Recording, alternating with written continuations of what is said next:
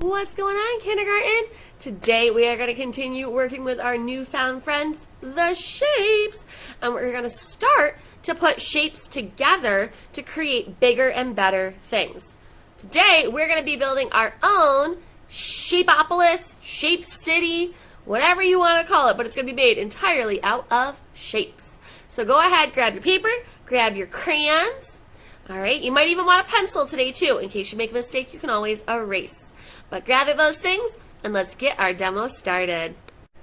Okay guys, as you can see, I have out my paper plus my crayons, and like I said, if you want to start with a pencil, grab one of those as well. But because I want you guys to be able to see what I'm doing, I am not going to start with a pencil. I'm going to grab out my black crayon. Now, we are in wintertime, guys, so we are going to go ahead and add in some fun little elements here, like a snowy winter sky and things like that. But first, let's talk about how we make a building. We need, because we don't want like a house, we want big, tall city buildings. So I'm going to start with a big, long rectangle. So I'm going to make a vertical line, a smaller horizontal line, and then another vertical the whole way down, okay? Then I can add in things like a door and windows. And my windows are going to be little rectangles the whole way up. All right? And it's up to you if you want to get fancy with your windows. Maybe you want this to be like an apartment building where people live and sleep. Maybe there's curtains in your windows. I'm not going to get that crazy. I just want to add in some city windows, and maybe I'll add in a fun little half circle. All right? It's like a full circle, but cut in half. And I'll add in a fun little design up top. Maybe my next building is a little shorter, and I'm going to put him right next to my other one. All right, let's give him, maybe he's got a double door. I don't know. Maybe his windows are long rectangles this way. See, guys, how all of a sudden, by using our simple shapes, we're able to make more complicated drawings, but we're still using really simple, easy little things. I forgot to add in my doorknobs, guys. There we go. Maybe behind this building, there is another building way in the background, and he's going to be even teeny tinier, and he's only going to pop out a little bit, and ooh, maybe he's got a big old tower, and I'm going to draw a triangle on top and give him a little circle up there. Why not? Maybe this building has some half windows at the top, and then little square windows. Now remember, to make a square, we need 4 lines that are the same length the whole way down. But you're not really going to see him past there because, well, he's hidden. This building is overlapping. It's sitting on top of. See that, guys? It's sitting on top of that building behind it. So really, I'm not going to see much of those windows as I go down and down. And maybe finally I'm going to end it. Ooh, you know what? I'm going to make this last building a little fancy here. He's also going to sit behind and go all the way off. Okay, see how he's behind? But he's going to have a little rectangles stacked up high, almost like a cake all the way up the top of him, like so. Alrighty. And I can add in, maybe he's got round windows way at the very top up here for people to look out of, and then maybe those round windows slowly become those half circles that we talked about, and then they turn into rectangles. Oh man, this is looking so cool already. And I'll do that the whole way down. Now guys, we don't have a lot of super tall skyscrapers here in Salamanca. That's what these are called. The closest big building that we have would be the casino. And if you've seen the casino, driven by it, been lucky enough to stay in it, You know they do not just have one window or two windows on their building. It's loaded with windows. So you need to make sure that when you draw yours, you are filling it up with windows. All right? Now, I'm going to go ahead, like I said, I'm going to make this a snowy winter scene. So I'm going to take my white crayon, and I'm going to color some circles in my night sky. Because you know what, guys? Why don't we have some fun and make this a watercolor resist? And we'll get to paint our sky a little bit. How's that sound? But if there's snow falling, guess what? That means there's got to be snow on the tops of my roofs. So I'm going to go ahead and color some snow just right above in some areas. Wherever you think snow would land and stay. That's the trick here. It's wherever the snow would stay. So like this building, he's going to have a lot of snow on him.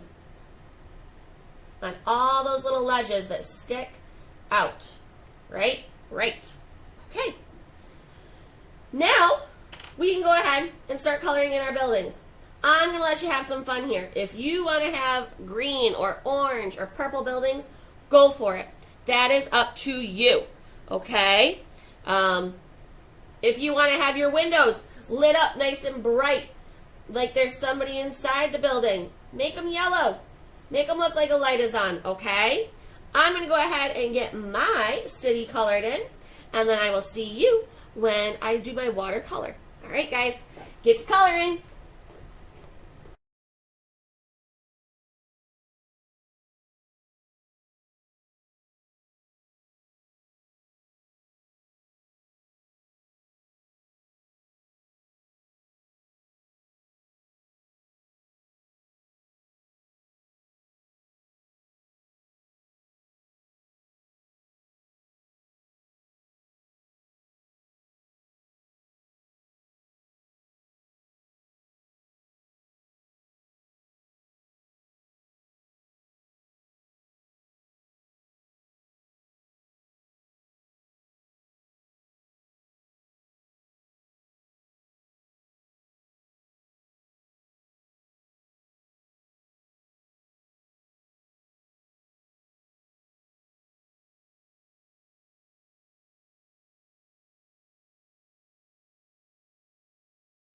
All right, I've got my city all the way colored in, and now I am going to go ahead and grab my pan watercolors. And I want to make this because obviously I colored my windows in yellow. They're lit up, so it needs to be nighttime outside. So I'm going to stick with purple, which is the very first color in your tray, and black, which is the very last color. So I'm going to start with my purple. Remember, dip. Gently sweep, and I'm going to start way down here at the very bottom. And I'm going to start, and you'll see, if you added snowflakes like I did, you'll see those start to appear in your sky.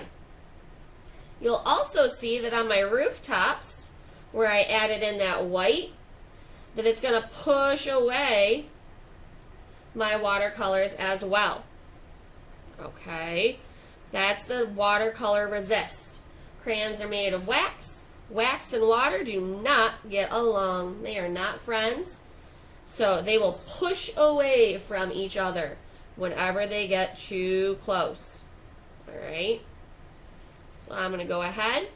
Once I get about halfway up my sky, I'm going to start to mix in some black with my purple. Not a ton, just a little. So it gets just a little bit darker. That's all. You don't want to go crazy with it, all right? Just enough where it gets a tiny bit darker and you see that color change happen. And if you want to, guys, you can take your purple, like if you've got a nice puddle of it, bring that up into the top part of your tray here, just like I'm doing. And kind of drop it in. I'm going to get a lot of it up there because I still have a lot of sky to go. And then I'm going to take some of my black and mix that together right there. And that way, I know that that's the right color paint that I need. And then I'm going to sweep, sweep, sweep back and forth all the way across my sky until I'm done. And if I want to, guys, I could have even added in a moon.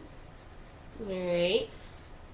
But, oh well, that's a detail for next time maybe. And I'm not going to be too concerned about my brush strokes right now as far as seeing those different colors, because that's all part of the process. It helps show